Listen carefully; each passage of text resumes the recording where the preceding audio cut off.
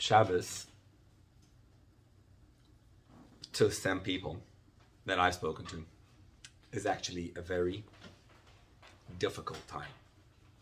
For precisely the reason that many people are so excited to keep Shabbos, it actually comes out to be very challenging.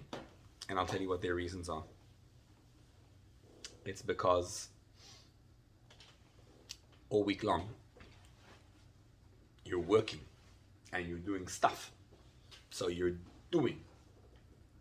Tell a person who's very, very active doing that now we're going to not do. We're going to just sit there and just space out. That's what we call get bored. Right? So, in general, if you have, if you're a working person and you have a business and you work hard, then when it comes to Shabbos, it's like, oh, cool. So Shabbos gives me this ability to kind of like relax. And it's so cool. But if you're a teenager, many teenagers find it actually very hard because they're very used to having this phone, and the phone allows me to, my thumb like gets to, scroll. When you're angry, it's like you just scroll some more. So you feel that life. It really feels alive. And on Shabbos, you're telling me that I can't do it. And I gotta just sit down with a bunch of boring people that I don't want to be around. And I can't scroll. I'm not allowed to use my phone. And that could be very, very difficult. Now, it's good, even if you're in a position that, Baruch Hashem, you love Shabbos and it's great, you need to be able to understand the other side of things.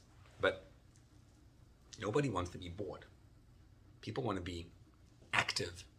You want to feel accomplished. You want to be a doer. You want to get things done. You want to feel a sense of achievement. And Shabbos appears to block that. So, amazingly enough, when you're a real business person, tell a business person, someone who's making a lot of money, and tell them, right, someone's trying to become from. And Shabbos is generally, that's just how it's designed. It's the best day for making money. Now you got to tell the person why on Shabbos you should shut it off and just detach. And so we really want to get, how do you keep Shabbos? So I'm going to ask you the question. Anyone? Give me a basic idea. I don't know what Shabbos is. I've never heard about Shabbos. Give me an elevator pitch. I want to keep Shabbos. Shabbos is a time to spend time with the family. Great. Time to spend time with the family. What else? Time to reconnect with yourself. Time to reconnect with yourself. Beautiful. What else? Time where no external things could bother you.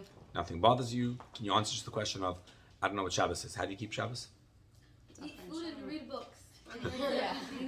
Make it that maybe. No, come on. Zachar and Shomer. What? Well, There's a halachic way of keeping Shabbos. Zachar and Shomer. Which means? Technically. You remember and you do things for it. You Which is what? Okay, but if I want to do an elevator pitch, I'm not going to tell you, oh, you can't touch your phone in Shabbos. I'm going to tell you all the beautiful things about Shabbos. I'm just asking you how to keep Shabbos. I hear Shabbos is great and wonderful and beautiful. How do I keep Shabbos? What do I do? Come to my house and I'll show you. You can't say it in one sentence. Right. Well, you actually could. It's called 39 melachas. That's what it is. That's what the Torah says. When it says the Shomer b'nei Yisrael Shabbos, right? The dinim of Shabbos are written alongside Meleches Hamishkan. We're in the middle of all the parashas now. Next week's parasha is the one where it happens, and he says keep Shabbos and build the Mishkan, from which we learn that whatever was done in the Mishkan you don't do on Shabbos, and that's called the 39 melachas of Shabbos. At the end of the day, like it or not, the elevator pitch for Shabbos is 39 melachas. You can package it the way you like, but it's the 39 melachas, right? That's what Shabbos means. Choyrish, Zayreya, Kuitzer, Me'amer, all the melachas, one by one. That's how you keep Shabbos. But now we want to go into yes. Let's go deep into what you guys said about the practical side of how you actually keep Shabbos. Because when it says V'shamru b'nei Yisrael Shabbos, the 39 melachas are essentially a box. So when you keep the 39 melachas, then you're able to experience Shabbos. If someone says, I'm not keeping the 39 melachas, I want the experience, I'm going to drive to your house. Why can't I have the experience of that? No. Why not? I want to have the defeating the experience whole of keeping purpose. Shabbos. Why? I actually like it much better because I'm relaxed But if when one I'm of the things driving. you can't do, you're doing, then by definition, you're not doing everything you can't Right. do. In other words, somehow you don't decide how to relax. Relaxing means that if you're on the 40th story of the building, you have to climb the stairs because you have to relax. So some people feel that relaxing means to use the elevator, and we're saying no, relaxing means to use the stairway and to go up 40 flights and up. Right? So it's interesting because it's clearly not a normal way to relax. The Torah is dictating to us how to relax, right? And it's very interesting because, like, people keep Shabbos. When you see a non-frum person coming, they don't get it. They don't understand. I remember one time, a guy came to my house. It was a Russian guy, and we were getting very close and connected. Since then, I've been for many years connected with this couple. But the guy came in, and he was one of the first times he came. So it was actually in the sukkah on Shabbos or Yom Tov, and he comes in, and he comes with his hand, and he gives me a good Shabbos. So he shakes my hand, and as he shakes my hand, I shake, and I'm like, oh no. In the hand, he was handing me some cash. Oh. I'm like, oops. Now what? Right, the din of muktzah is once you're holding it, what should I do? Tell him take it back? If I tell him to take it back, then he's doing a problem. But if Drop it on the floor. He's gonna pick it up to look at situation. Sorry. It's just a bit uncomfortable. He doesn't know what Shabbos. He has no idea. He has good intentions, right? He's trying to give me a handshake. I'm giving you money, Rabbi. It's beautiful. So I kind of like this, and then like that, something, put it behind, and kind of like dropped it in the corner over there without him noticing, and quiet and peace. And I tried not to be koine on Shabbos because you can't quiet on Shabbos, right? So it's just it's an interesting way that we have to keep Shabbos. So we were talking to him about relaxing, and the concept of relaxation is one that you need to work on because you need to understand how to relax. To keep Shabbos means to learn how to relax. What we want to get to is that there's two ways to look at your life. Imagine you're in a space where you're feeling bored. Bored means, for some reason, nobody's interested in me. Nobody's calling me. I remember once I was meeting a guy. He came to my office, and I was asking him for money. We were fundraising. And he said to me, he was talking about his business or whatever. He's like, I don't know, I'm making a lot of money and everything, but it's quite ridiculous. Because he's like a hush of a businessman. And he says, it's just, you see, I'm in the middle of the day over here. I'm talking to you. It's like 2 p.m. And I've been talking to you for an hour and a half. Did you notice how many times my phone rang? 0. Nobody's looking for me. Nobody cares about me. And I said, but you're doing well financially. He says, yeah, but who says it's gonna last? I don't know. I'm so bored. So I make money, but I'm bored. That's one way to look at it. Needs a vacation. With who? He feels like nobody's looking for me. Like when I go out and solicit business, then I find it. When I'm sitting by myself, I just feel bored. We want to reframe the word bored. What some people call bored, other people reframe. Instead of saying, oh, I'm so bored, I have nothing what to do, nobody's looking for me, you can reframe it and say, I'm feeling so relaxed. Exactly. It's so good to feel relaxed. I have no tension. I feel taken care of. It's not possible to be a human being and to be a true, productive human being unless you get to feel the space of absolute relaxation. The space of feeling taken care of. And in life, we're so used to defining ourselves by what we do that to many of us, when Shabbos comes along, we take it as a sense of being bored rather than allowing ourselves to feel taken care of and relaxed. It's hard to be relaxed because we're so used to lulling our senses, right? Every time you need something, what do? You keep on like, oh, yeah, and you look at your phone because your phone gives you a sense of life. Or you know, at 12 a.m. you come home and you need to feel alive, so you go into the fridge to see what's available, and it's about finding me a sense of life. Give me something that I can chew on, that I can feel, right, connected, alive. That's where all addictions are, the basis of it. Shabbos is the opposite of that. The Gemara says, interesting idea, the Gemara says, it's a harsh Gemara, but it says, Yisrael shebechutz la'aretz, Jews who live outside of Eretz Yisrael, oivdei avodah zara betaharoheim. Like, yikes, it's a Gemara in Ksubas. Whoever lives outside the land of Israel is an idol worshipper, a pure idol worshipper. Oh. Hmm? Oh. Where do you live? I thought I was like a religious Jew. I thought I was observant. And now you're coming to tell me that a Jew who lives outside the land of Israel is a pure idol worshiper? Seriously? Ouch. I'm not an idol. Are you an idol worshiper? I can't be. The Tough. Rebbe lives here. The other, all these like big. Not to mention that it doesn't look like all the Jews who live in Israel are such tzaddikim, no offense. Right. Looks like they have the same struggle as we do. Right? What it means is, living in Chutz La'aretz, or living in Eretz Yisrael, you know, we have issues with the Zionists and the Medina, the state. But actually the word state of Israel, is a very powerful word. Not in the sense of Medina, but rather it means, do you live in a state called Eretz Yisrael? A state of being. Do you live in the state of Israel?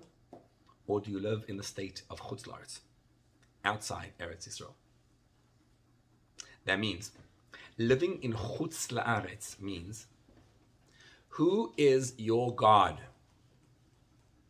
Who controls your life? Is your life controlled by Hashem, or is it controlled by external, extraneous forces? Where does your sense of well-being come from? Are you looking for recognition from outside? Who decides whether your life is successful or not, happy or not? Is it your friends? Is it your peers, your social circle? Or does it come from within? Do you need something to happen on the outside for you to feel happiness on the inside? What we want to achieve is to be able to be happy and successful inside. And then it radiates on the outside. In life, if you're waiting for something to happen to solve your problem and save your day, that something will never come about. Like if you want a shidduch. So then the real answer is, be the person that the other person wants to marry. And they will be drawn to you, rather than you having to go chase them. There's energies that draw. When you meet someone who is just calm and present, you feel that energy. As opposed to when you meet someone who's like unsure about themselves and looking and where am I gonna, something from the outside world. Yisrael shebechutz la'aretz means Aretz is the land. But Rashi says, why is it called Eretz? Sheratzta la'asot retzon kona. Eretz means a desire. Ratzon. Eretz, ratzon. See the same word, the etymology of the word? It means you live in a state, a space called ratzon. You're getting your cue of who you are and what you are about from inside, aka from Hashem, as opposed to from some external outside space.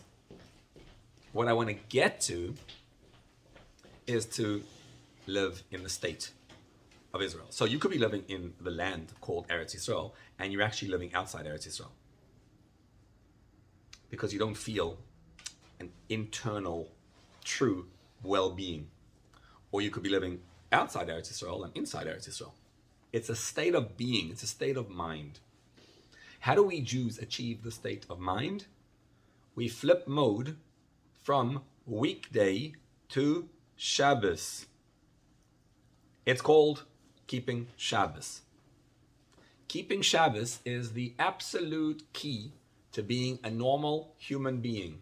Human being versus an animal. Animals are constantly on the go and on the move. They never get to feel a sense of being. It's always becoming. It's never being. Shabbos is where you stop becoming and you start being. You start to feel a sense of purpose and existence. It can only happen in the span of keeping Shabbos with 39 melachos, as we'll see. So what we want to get to is to be able to learn how to experience the joy of Shabbos. Now, the analogy we're going to use is, there was once a flood. A big flood that hit the world. Remember that flood? One guy was saved. What was the guy's name? Noach. What's Noach in English? Noah. Noah. Why is it called Noach? Calm. Shabbos is also called Menucha. See the same word? You're supposed to be nach, lanuach b'Shabbat. Shabbos is a time to rest, peace. So Noach is the ability that you have to escape, to flee the flood. The flood is all the mishigasim, all the craziness of the world. And it's not that there was a man called Noach who happened to have been saved. It's that because he was Noach, that's why he was able to be saved. Because he understood, he appreciated, he got to experience what it means to walk into the Teva. And the Teva is how you get saved from the craziness of the world. Hashem gave us a gift. The gift is called Shabbos. And Shabbos, the beauty of Shabbos is where you are able to but immerse in Shabbos. And why does Noach enter into the Teva? It says that he didn't actually believe in Hashem. And he wasn't sure about the Mabul. He was Miktane Yamon. He was small belief. But he entered Mipnei Mei HaMabul. It was too much for him to bear. So he couldn't hack it. So he entered into the Teva. And he immersed himself in an experience of the divine in order to change the flip mode to allow himself to feel Hashem's presence in that divine mode. That's what it means that he kept Shabbos. In actual fact, there are 4 levels of Shabbos, which means you can't just keep Shabbos once a week. You actually need to keep Shabbos more often. There's like a miniature Shabbos. There's a very small Shabbos, minuscule, miniature Shabbos, and then macro Shabbos. What's a macro Shabbos called? The real Shabbos. What? Yeah. Shabbos is Shabbos. What's the macro, big Shabbos? Shabbat Shabbaton. What's called Shabbat Shabbaton? Yom Kippur, Shabbat Shabbaton. Big Shabbos. That's what it's called, right? What's a little Shabbos? In Shabbos, you shut your phone off, right? There's a time of day every day where you're supposed to shut your phone off. Davening. Davening is a sense of a miniature Shabbos. It's you enter into the zone. That's once a day. But once a day is also not really, it's like sometimes too sparse. So Hashem gives us these little miniature davenings all day long. What are they called? Small real-time davening. What? Personal tefillos? Yeah. Brachas. That's what a bracha is. Whatever Shabbos is, that's what Yom Kippur is. That's exactly what davening is, and that's exactly what a bracha is. Now, typically speaking, the way we understand it is, davening means I'm going to ask Hashem for something that I need. And a bracha is to be grateful, to have gratitude. Thank you, Hashem, for giving me the apple. I appreciate it. Davening is asking Hashem to help me with my things. Shabbos is ceasing from work to be able to spend some time with Hashem. And Shabbos Shabbosin is torturing myself with no eating. What's really going on is that every human being is divine, is godly, is holy. That's why we're called Adam. Adam is Adameh. Adameh La'elyon. I resemble Hashem. I resemble God. What Hashem did is he put the soul into a physical body. And it's a tough space to be in. And Hashem says, go out and work. And when you work, what work does for you is it makes you forget who you truly are. Because as you work, you're in that outer doing mode. And you feel like you have to earn your existence by doing. And what you want to do is just allow me to be, to feel my own existence. The flood around you, the mabul, is your sense of feeling like I'm not worthy, I'm not valuable on my own. I have to achieve something in order to feel valuable. Getting into the teva means to feel a sense of value of just being. Being versus becoming. I'm good because I am. Isn't it true that nowadays one of the real maladies that we suffer from is a deep sense of, correct me if I'm wrong, if anyone agrees that this is true, worthlessness? Isn't it true that many people often feel a deep sense of worthlessness? And it's quite amazing. You'll see people who are so successful, achieving so much, and then they tell you, I don't know, everything I do, I just feel so worthless. True or not? True. Where does that come from? I think it's a lack of connection. It's because we live in a world where you know so much, it's so connected, there's so much going on. So you're like, I know I'm good. I'm not denying that I'm doing things that are good, but you get what that person's doing and that person. We're competing with the top people and everything, and they're doing more and I'm not good enough. Right? I think it's also that technology made us we don't talk face to face anymore. It's Right. not like how sort of instead of having your 3 close friends, you have 100 friends that you don't even know. Exactly. You're missing that connection. And that gets you to feel worthless because there's so much more to do and you're competing on such a higher stage. That's why more than ever it's critical to stop, to pause, and to feel a sense of stop the flood. Let me get into a space of value, of worth. How do you build your teva on Shabbos?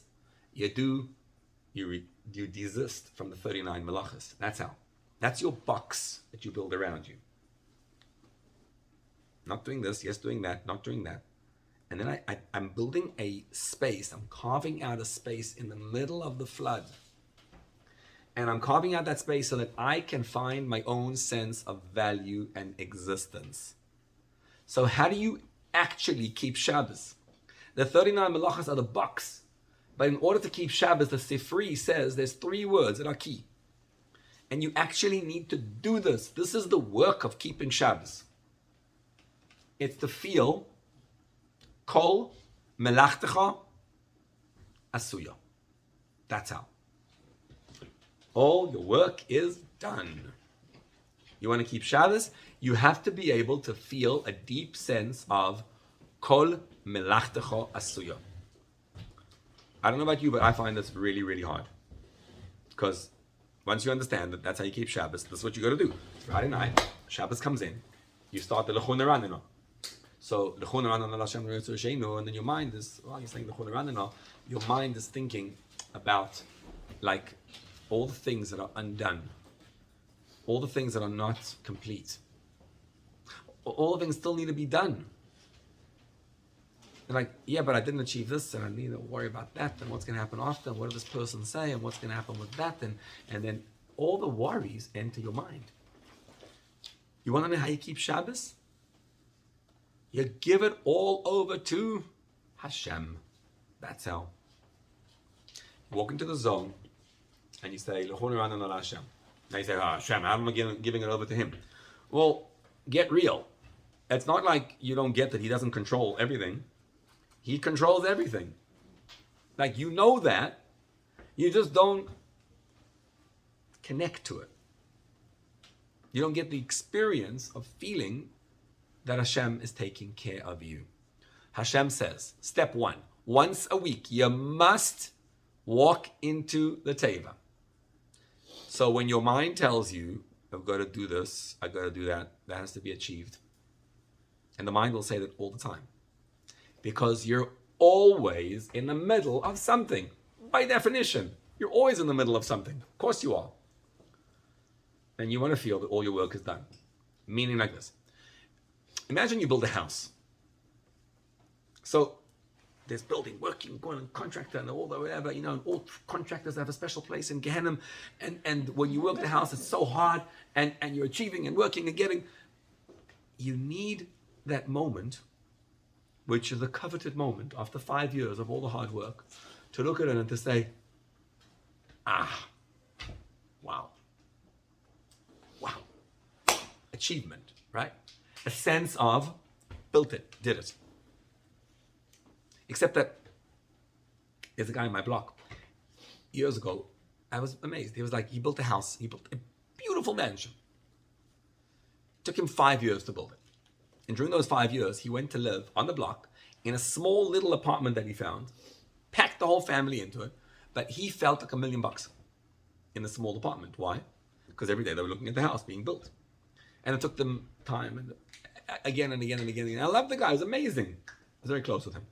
I told him the story himself, so, And then 5 years later, this beautiful, stunning, magnificent house is built in. Now, you would think that now what?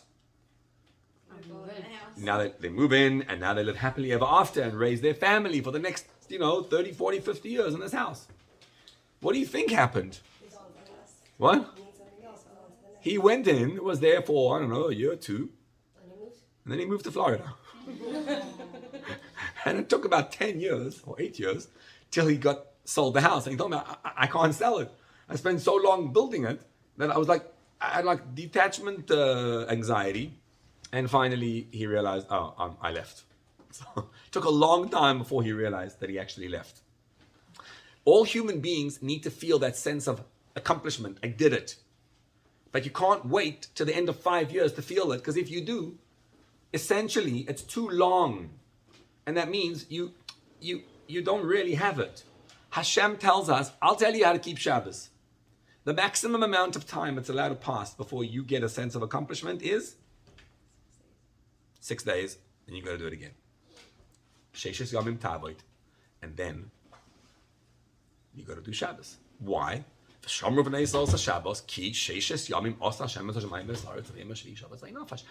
it that way. So once a week, you have to go into a space. Okay, no more work, nothing. I can't go out and do. Now comes the hard work. You got to sit down. It's not easy to do this. You're sitting down and you're like, I need to get to the phone. I need to do something. I need to accomplish. And you're going to say, no, you don't. Hashem is taking care of you. Hashem is in your life. He is the one who's taking care of everything that happens in your life. Now, you say during the week you shouldn't think about that? Of course you should. Because it says, Misha Torach be'erev Shabbos, yoichal b'Shabbos. If you don't prepare the food for Shabbos, you can't keep Shabbos. So prepare the food for Shabbos. You can't just walk into the state of Eretz Yisrael. You got to appreciate it every single day. So every single morning, we have that time called Shachris. That's davening. What are we doing during davening? More than merely asking Hashem to help us, we're noticing that Hashem is helping us. That's what we're doing. We're acknowledging, it's so good to be taken care of. It's so good that we have Hashem in our lives who takes care of us, and I don't have to do anything actually. Actually, Hashem is just taking care of me. So why do I have to go do stuff? Oh, because Hashem says, Sheishes Yomim Ta'avoid. So I'm going to go fulfill a mitzvah asay de'iraisa, a mitzvah of Torah, to go work. Which is why when Shabbos ends, we make Havdalah, block it off, exciting, go do some more things. Pretend as if you're doing something. You're not doing anything. Just Hashem wants things done. What does it mean that if you live in Chutz La'aretz, you're an Oved Avodah Zarah B'Taro? It means if you think that you're doing is actually accomplishing something, then you're living in a state of Avodah Zarah. Because you are taking control, and that's why the world's going to control you. That's how the flood comes about. How do you block the flood of life and feel taken care of and content? It's very hard work. Keeping Shabbos is not easy. No one says it's easy. What's the work of Shabbos? To feel, walk into Shabbos and feel, I'm going to do this, and you say, actually, maybe not. Maybe it's all okay. What does it feel like when you feel taken care of? So you actually have to imagine in yourself, and you say, I'm going to make this money, and I'm going to worry about that thing I'm going to give, and the lecture I'm going to give, and I'm going to speak to this person, and then this event has to happen, and whatever, and all these things have to come about, and I have to go on that and do that. I said, but Hashem is running the world. So what am I going to feel like when everything's accomplished? If I have to find the shidduch, it's hard work, it's tough. What am I going to feel like when it's done? When I'm under the chuppah and it's happening? Good. Start feeling that now. Yeah. You know how? Yeah, but how do you keep Shabbos? Well, sometimes you do feel that, right? Sometimes you feel taken care of. There are little times in life when you feel taken care of. Notice those times. And just live in that space. In other words, 99% of your life is awful. Okay, I got it. But 1% of your life is fun. The question is, which one do you live in, the 99 or the 1? Yisrael, who live in Eretz Yisrael, are believers in Hashem. We draw down emunah. How do we do it? We do it first through Shabbos, right? That's the big one. That's one day a week when the whole day, every time you're itching to do something, you have to say, no, I don't have to do anything. Hashem is taking care of it. And you have to bring it down to your heart. Because saying it is no good. The heart has to feel it. How does the heart feel it? By the mind thinking about Hashem taking care of me. And then you start thinking about Hashem not taking care of me. Look, he didn't help the Jews in the Holocaust. What did he do on October 7? And all those things. And you're like, that's true. I don't have an answer to that. I don't know. But you got to admit that we're still around, and it's pretty impressive. And Hashem is, You got to think about Hashem. It's a day to spend with Hashem. That's what it means. But to do it properly, you can't just expect it to be done once a week. You have to do it every single day. So every day you have this whole davening space, which is Psukei de Zimra, thinking about Hashem, and Birkas Krishma, and Hashem Echad, nothing besides Hashem. And then you think about Hashem controlling everything. You're asking Hashem and He controls. You ask and He controls. And then in real time, every time something happens in your life, you walk into that space of, you're about to eat an apple. And you say, which means Hashem is actually right here. So it's kind of like preparing for Shabbos? Exactly. Misha Torach Be'erev Shabbos, Yechol B'Shabbos. Right? Getting ready to that space. And then once a year, we do a crazy big Shabbos. you want to really feel taken care of? Oh, that's Yom Kippur. There's no eating, there's no drinking, there's no sense of self whatsoever. Yom Kippur is absolute oneness with Hashem. Nothing exists besides me and my relation with Hashem. That's the most powerful time. All of it is it's a sense of relaxed, feeling taken care of. So if you don't keep Shabbos, what happens to a person who doesn't keep Shabbos? They never feel taken care of. Right. So what's the punishment that they get? They can't be a productive human being. Well, if someone is Mechal Shabbos, what's the punishment? Death. Death by Stone. stoning. That's harsh. You mean if they like get into the car on Shabbos and drive, so now you're gonna push them off a building? What? Is that a dear money anyway? Well, yeah, a car could be there, right? So if you got 80 minutes strong, you put the light on, potentially. Whatever. Think of something you did there, right? Light the fire. You know what it means to get skila? We don't do skila nowadays. It means they take the person, they throw him down the building, they throw a stone on his heart. In figurative terms, that means his heart becomes like stone. It's not a punishment, it's a consequence. If you don't keep Shabbos, your heart becomes a stone. You become unable to feel, unable to experience. Because the flood of life takes you over and it just envelops you and you get like you sink. And that's what it means. You get skila. You can't live life. Because a human being needs Hashem in their lives in order to survive. How are we supposed to survive without Hashem? It's critical to be able to stop and pause and feel like I'm taken care of. Hashem is controlling. Hashem is running it. And then you can smile. Because if I'm always in the driver's seat, it's always pressure, stress. What's going to happen? But if Hashem is taken care of, and then I'm taken care of, I'm good. That requires deep meditation, deep hisboidinus. But it's one of those things that's absolutely critical. So I had once this family.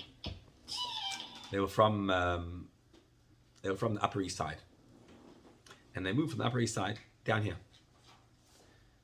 So my brother, who lives over there, has a shoulder and a whole thing operation over there.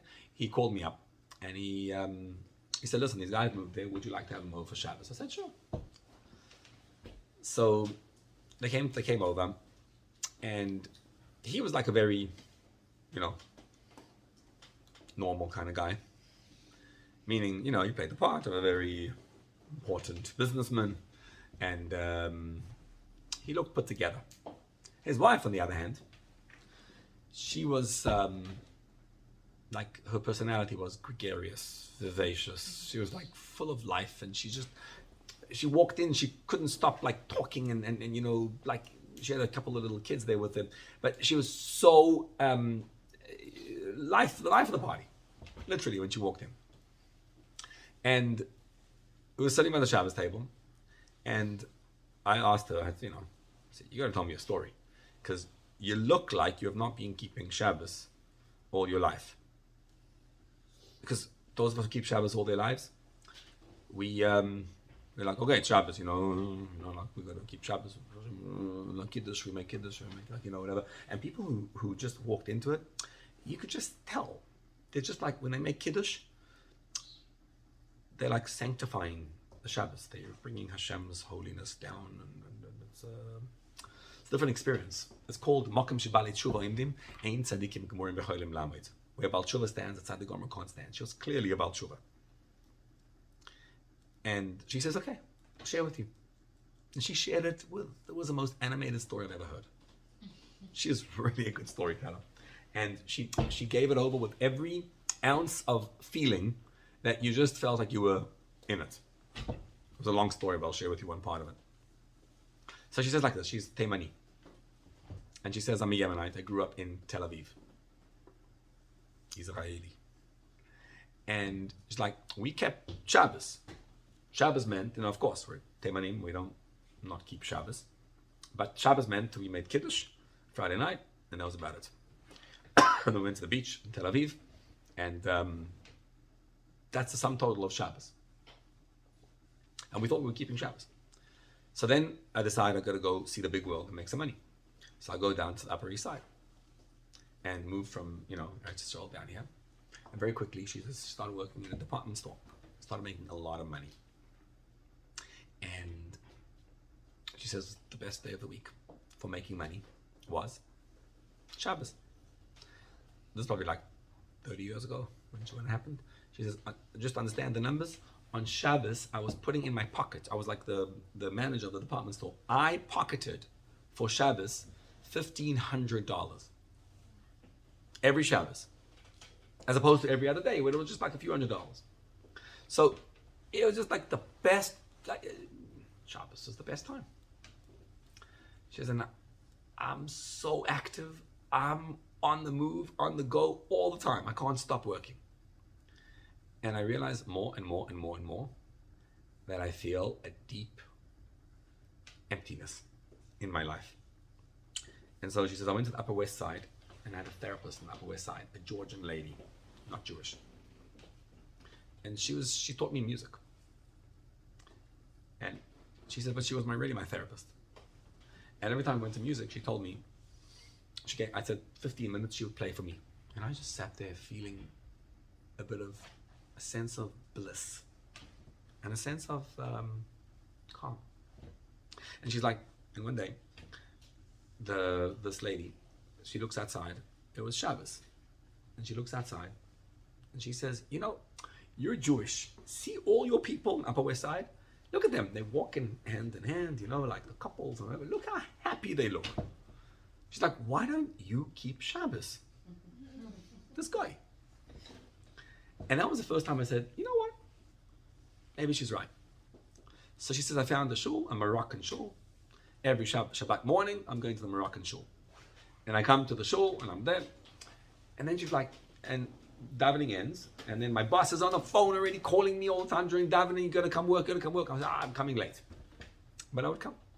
First go to the Moroccan shul, daven, 12 o'clock, 11:30. I would come to work. And that's how it went for quite some time. And then she says, she goes on a retreat. She goes on interesting retreats. She went on a raw food retreat. Eat raw food for 10 days. And then she went on another retreat. First she went on another retreat. It was silence retreat. So she's like, 10 days of silence. I go to this place, she says, and you have to sit down on the ground. And there was nothing religious about it. But you have to sit down and you have to, you have to kneel and you have to bow down at the end of the session. And you have to say namaste, which somehow means thank you. Then you have to bow down and say thank you to the person. She says, I'm looking around and it's silence. You can't talk to anyone else, like 100 people in the room. And I'm like, I'm not bowing down to anybody. She says, I don't know, but I'm not bowing down. And she said, I look around the room, everyone's bowing down. 3 people in the room are not bowing down. She said, I waited 10 days to find out who they were. And I found out afterwards, I went to those 3 people. What do I discover? Jewish. 3 Jews who couldn't bring themselves to bow down. So there's something going on inside me. Anyway, she says, I go to the raw food retreat, and I went there also. And then there was this Jewish girl I met, and she was keeping Shabbos there afterwards. And one thing led to another. And she says, and then I found myself over there. I was in Boston.